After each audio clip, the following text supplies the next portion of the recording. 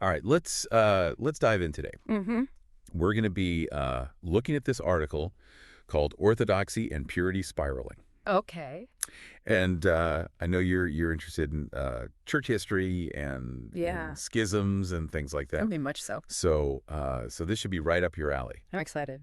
This article in particular comes from an Orthodox Christian perspective. Okay. So this is going to give us sort of a unique window into Wow. into those splits and how those things happen. Interesting. And one of the things that I thought was really interesting about this article is that the author is kind of on his own personal faith journey, Okay. grappling with some of these very ideas. So it adds Yeah. like a whole That other, personal element. yeah, to our exploration today. I think to really get into the article and what it's trying to say, we need to sort of have a basic understanding of Orthodoxy Right. as a branch of Christianity. Okay. Unlike other branches, they believe that they are the original, The one true church. the one true church founded by Christ and possessing the full truth. Yeah, they actually talk about that quite a bit in this article. Mm-hmm. And it's interesting because the author actually talks about kind of feeling that pull, but then also kind of being drawn to some of the Western traditions too. Interesting. So it's like A personal struggle. yeah, it's almost like It a tug of war between his heart and Yeah, between his heart and centuries of doctrine. exactly. This really highlights that even within a faith, there's Mhm. room for conflict Yeah. and wrestling with what you believe. Absolutely. And, this tension that he feels is kind of woven throughout the whole article. Now, the author also talks about schisms, Yes. and we'll spend quite a bit of time on that, especially the Roman Catholic Church breaking off. Mhm. I know you were curious about what makes that different from, say, Yeah. the Coptic schism. Well, the thing about the Roman schism is that when Rome broke away, Mm-hmm. it didn't try to impose itself geographically on the East. Okay. So ancient Orthodox sees like Alexandria, Right. Constantinople, they were left to their own devices. So it wasn't just a theological. It was a It was a it was a geographical separation. yeah, almost like Yeah. two parallel tracks from that point on. And Arguably. it really reinforced their idea that they were carrying on the original tradition Right. unbroken. They were the true lineage. Yeah, exactly.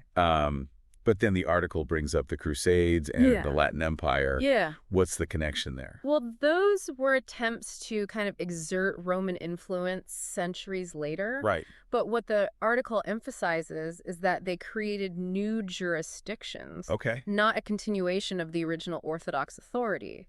So it was like, It's a subtle distinction, but yeah, it's like someone trying to barge into a family reunion right. and saying that they've always been there. Exactly. Yeah. And that's important to understand how the Orthodox view their history. Right. Okay.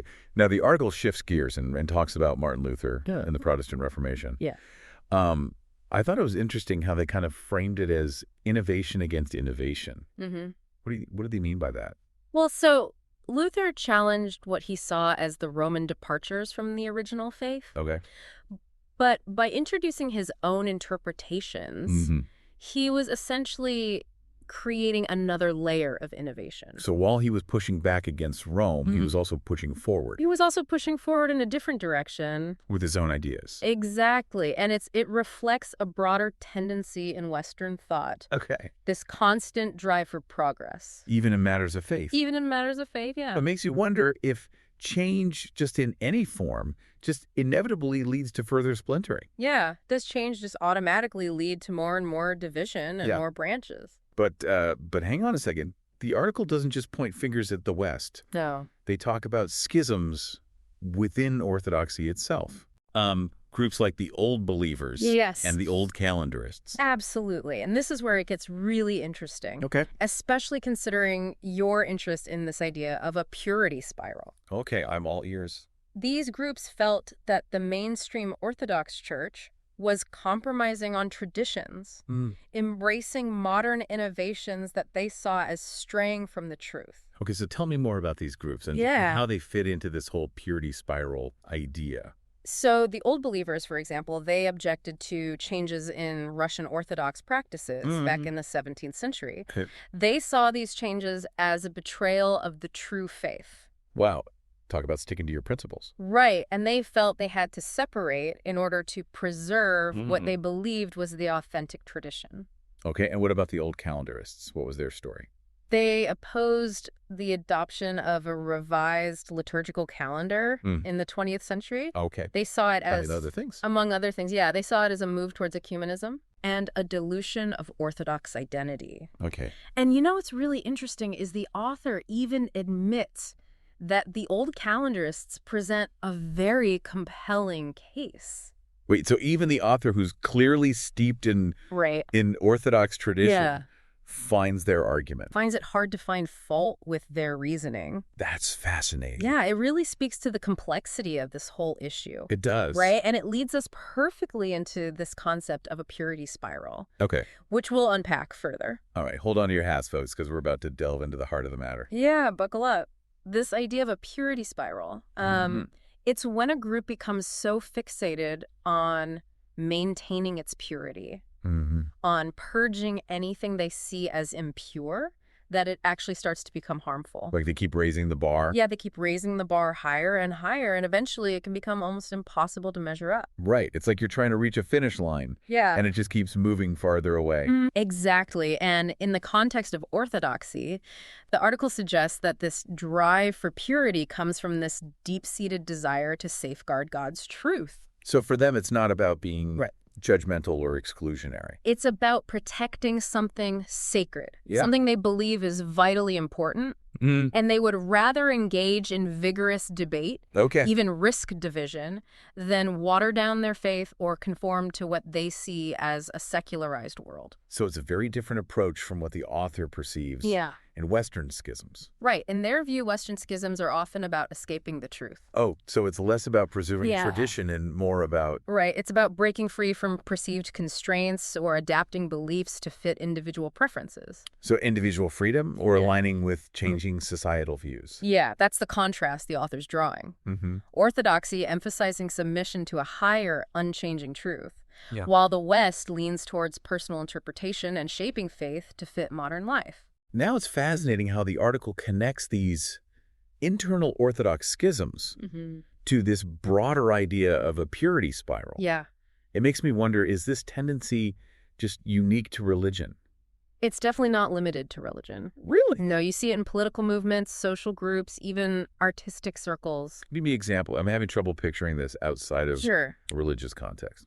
Imagine a political movement that starts with a very clear and idealistic vision. Okay. Over time, as they encounter challenges or opposition, they might become more rigid in their ideology. They start purging members who they see as not pure enough, not fully committed to the cause, and the focus shifts from spreading their message to protecting it from any perceived contamination. So it becomes less about the original goals Oh, yeah. and more about maintaining this. Yeah, about maintaining ideological purity, even if it means isolating themselves or becoming more extreme in their views. It's like they build a fortress around their beliefs, Yeah. but they trap themselves inside. Exactly. And the irony is that this kind of insularity can actually make a group weaker in the long run.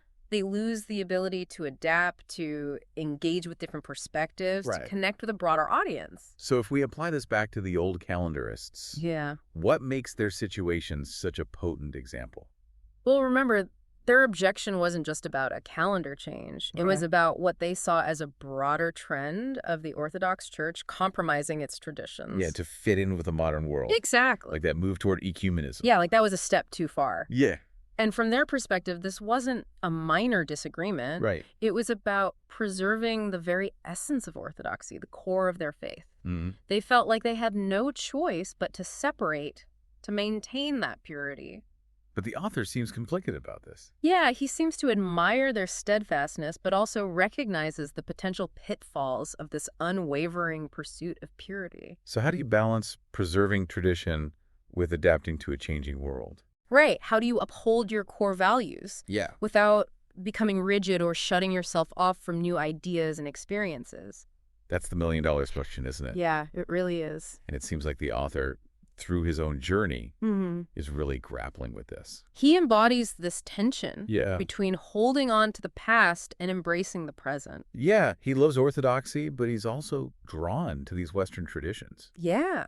It's like he embodies that whole tension. And I think his struggle mirrors a broader challenge that a lot of faith traditions face. How do you stay true to your roots while remaining relevant in a world that's constantly evolving. So how does this all tie back to our understanding of schisms Yeah. and religious divisions? I think we're being asked to look beyond the surface level disagreements, Yeah. the theological debates, Yeah. the specific practices that sparked these splits. So look at the deeper motivations at play. Yeah, the different ways that people approach truth and tradition. The human element. Yeah, the human element behind these historical events. Yeah, it's like we're getting a glimpse into the hearts and minds of those who chose to break away, Yeah. who felt so strongly about their beliefs that they were willing to risk division and isolation. And it reminds us that these schisms aren't just abstract theological debates. Right. They're the result of real people wrestling with their faith, trying to make sense of the world, Yeah. and seeking what they believe is the true path. And it makes you realize that there's rarely just a simple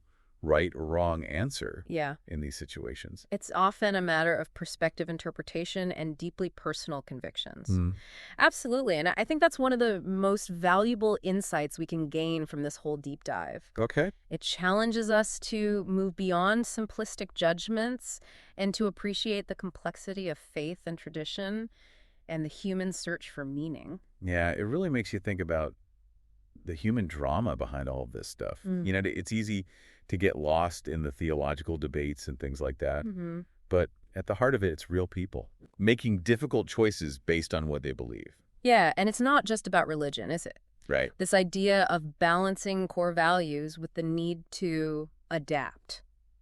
Yeah. It applies to so many things. Right. Think about how societies grapple with changing social norms, Mhm. organizations evolving to stay relevant, Right. individuals navigating their own beliefs. It's that constant tension Yeah. between holding on to what's essential Mm-hmm.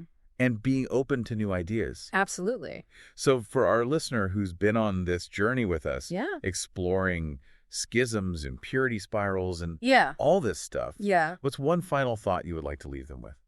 You know, I would encourage them to keep exploring, to go beyond what we've talked about today. Mm-hmm. Remember how the article mentioned those specific groups like the Old Believers and the Old Calendarists? Yeah. I think it would be fascinating to really dive into their histories, Yeah. understand the nuances of their objections, Yeah. and the choices that they made. It's like we've opened the door Yeah. to a whole new world. Whole new world of inquiry.